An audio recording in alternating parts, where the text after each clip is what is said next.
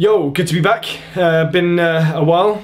Been mega busy, which I'm really pleased about, but at the same time it's given me a little less time for the blogs, but I'm back now, and I've returned this time with one to do with desk health, because I've had quite a lot of people asking for information about how to ease pain when sitting at a desk, how to avoid neck pain, the common things that I see and how to correct them.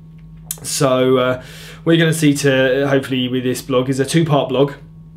First part you're going to see in a minute upstairs in my own office space, and I'm going to go over some basic corrections that you can make, maybe even Monday when you go back to work, but corrections you can make to your workstation to hopefully ease some of the pain you might be suffering with, or any of the stiffness that you might get at the end of a day. And it's very simple things to implement, and hopefully low cost as well, which everyone loves, because I can stand here and tell you to get this chair and that chair, but at the end of the day not everyone's got an infinite amount of money to spend. And then what I also hope to do is later on in the week, as a part 2, is come up with a small stretching and strengthening exercise program that won't take more than half an hour, that maybe you can do 4 or 5 times a week. Obviously I always suggest that you get clearance from a doctor or physical therapist that you might have been seeing, and if you've got any current problems, get checked out before you commence anything.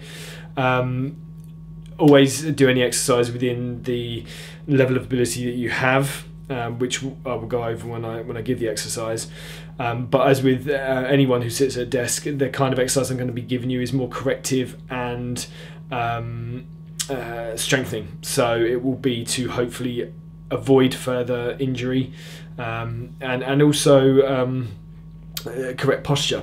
But that'll be part 2, so that'll be later on.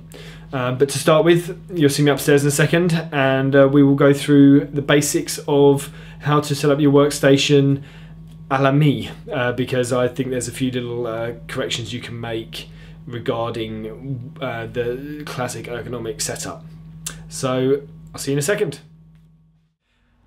Right, so we're upstairs, we're in my home office, and what I'd like to do is show you a little bit of how I adapt the standard ergonomics measurements and health assessments that you would get standard if you work in an office-based environment. So what I tend to do is a few little tweaks. What you will be told is about keeping your legs level or straight, a 90-degree angle at the hips, having a lumbar support in the chair, making sure the screen is about an arm's length away, or at least the keyboard's an arm's length away. But we can get into all the ifs and buts, the measurements and so on, and yes, they're good for the average person, but no one's average. So what I tend to do with my clients is I go for a few key golden rules that I think really help change the comfort levels of sitting at a computer. And if you're there for 8 hours a day, it's imperative that you make these a few little changes for your own comfort. So anything I say, you can alter and play around with it, but what we're really looking at is improving your overall posture. Now, what I will say is the perspective is throwing this out a little bit on the camera. So what I'll try to do is show with lines with my hands exactly where I'm positioned in relation to the screen. But there's a few key basic things to bear in mind when you're setting up. Now, what I would tend to say is you've got your 3 key lines that you want to think about. The first one is that you want to have a straight line coming out in your thighs. Now you can't see that, but if I move back here a little bit, here's my thighs. I've got a 90-degree angle at the knee. I've actually got a 90-degree angle at my back as well.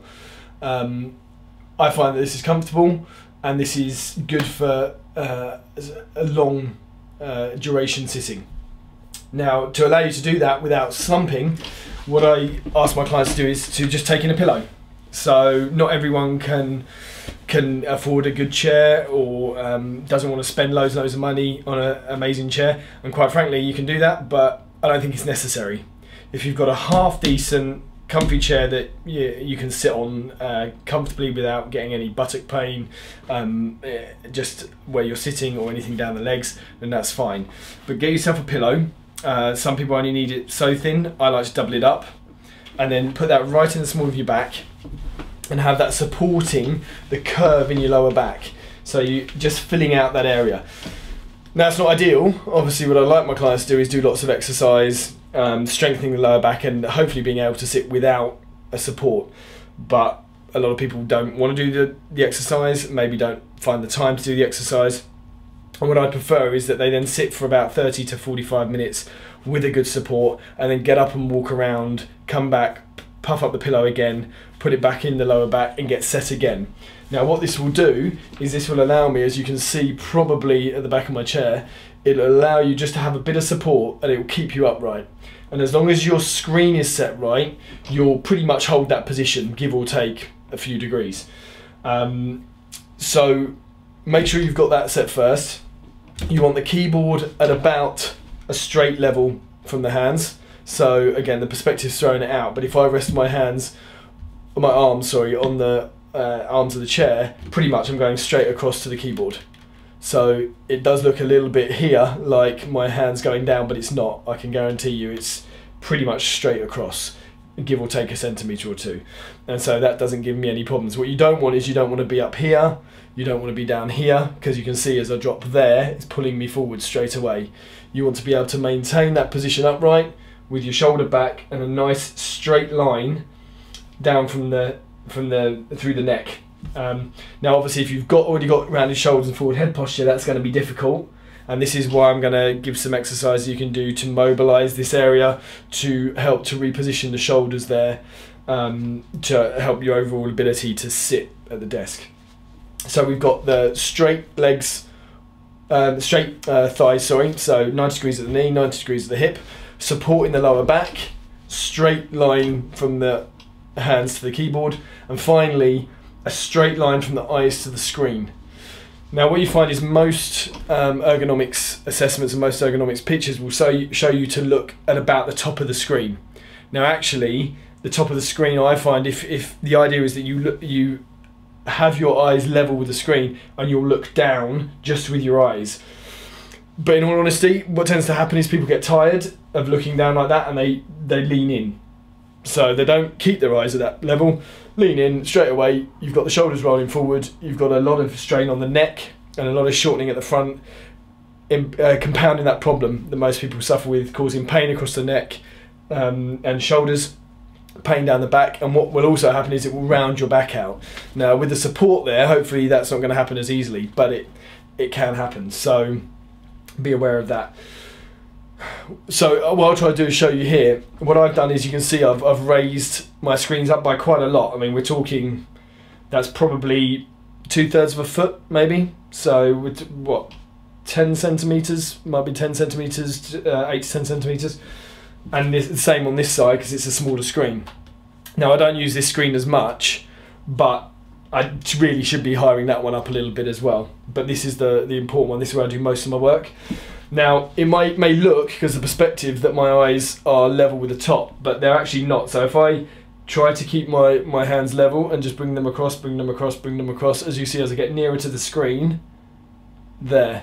So my eyes are actually about level with here. And you can see that's not anywhere near the top of the screen. Now this is my own opinion. You don't have to try this, you don't have to do this, but this is what I do with my clients, or try to do with my clients, and those that have done it tend to find that it does help. So you want to raise that screen up, you want to have it eyes around the middle, but most importantly, this is a little tweak I make, they will tend to give you a distance away from your arms where the screen should be. What I think is focus the screen to you. So this desk is designed to have the screens at the back of the desk, but as you can see, I've actually brought them right up close. So when I sit and work, I'll actually be sitting here, right up close to the screen, which means I don't have to focus towards the screen. Because if that's too far away and I can't see something, and just ask yourself, when you're sitting at a computer, what happens? You can't see something, you lean in because you want to focus. Well, if you're doing that, that's wrong. Bring the screen towards you, have yourself sat where you can focus on the screen without leaning in. Because what you want to be doing is educating your back to be upright. So this position, as close as you need to be, that you don't need to focus in, and that the screen is focused to you, and that your eyes are about level with the middle of the screen. I think really that's the crux of everything I'm coming on with this, everywhere I'm coming from with this blog. So the main points to remember: nice straight thighs, 90-degree angle at the knee, feet flat on the floor. If you've got heels, kick them off, because that's going to change everything. Low back, nicely supported with a pillow or a lumbar support, but if you don't want to spend the money, good thin pillow, double it up, put it in the small of the back. Stop the back from rounding out, which will cause you to slump and the head to come forward. So that's going to keep you in this position here. Adjustable chair if you can get it, preferred so that you can get your thighs to the right level.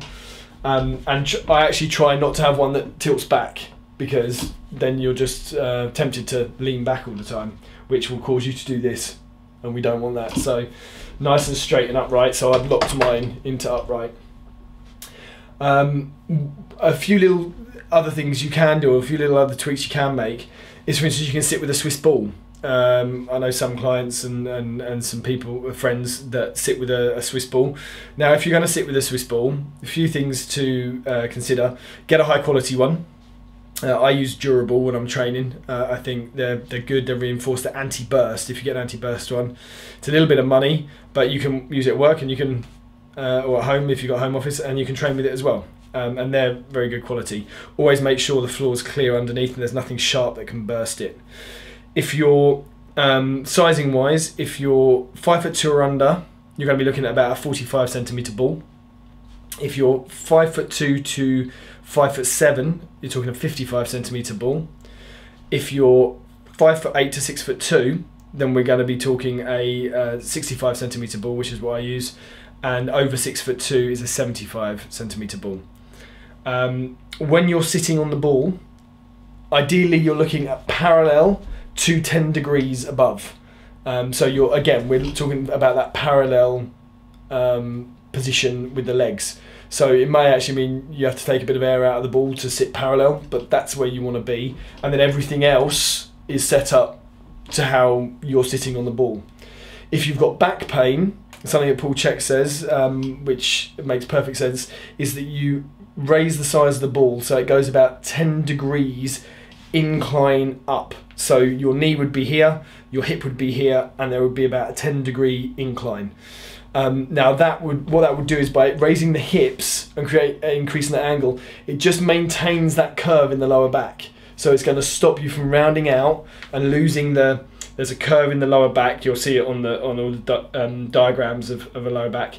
And if you maintain the height, you'll maintain that curve. If you drop down too much, you can flatten the back, and that can cause a bit of discomfort, especially in the discs and things like that.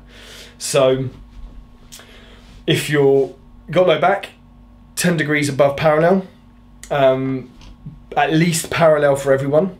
And if you have a spondylolisthesis, which people who have that condition will understand, parallel but not higher, because higher will actually make it worse by forcing the vertebra forward, which you don't want. So parallel for anyone with spondylolisthesis. So yeah, there we go. That's my own little suggestion for sitting at a desk. Nice straight lines, 3 straight lines, legs, arms, eyes to the middle of the screen, supporting the lower back, nice sturdy chair upright. Try to keep the head over the shoulders by being close enough to the screen that you don't have to focus to it. So if you have to do that, pull towards you. And a final little tip: if you're getting towards the end of the day and you're starting to fatigue and your eyes are getting tired, there's a good chance that you'll find it harder to focus, so you'll start leaning in. If you catch yourself doing this, again, alter the position of the screen, either by moving yourself nearer or the screen nearer. And if you do that, I think that will help you a lot with people who sit at the desk for a long period of time. Always recommending getting up and moving every 35 to 45 minutes, even if it's for 5 minutes. A little bit of stretching, and I will go over that in the next part of this blog. And so what I hope to do now is later on in the week you're going to hopefully see a blog with me and one of my colleagues, and I'm going to go through some corrective stretching and exercising that may not be for everyone, but for most people who sit at a desk, it will help to ease symptoms, stretch out the muscles that get tight, short and tight, and and also work on strengthening the muscles that are weak. And this is the kind of thing that you would have to do ongoing. If you're sitting at a desk every single day of your working life, you can't expect to do a little bit of exercise once a week and correct those imbalances. So we'll get on to that. I hope that makes sense. If there's any questions, by all means leave them below. And I hope to see you soon with the next bit of information for desk health. Speak to you soon.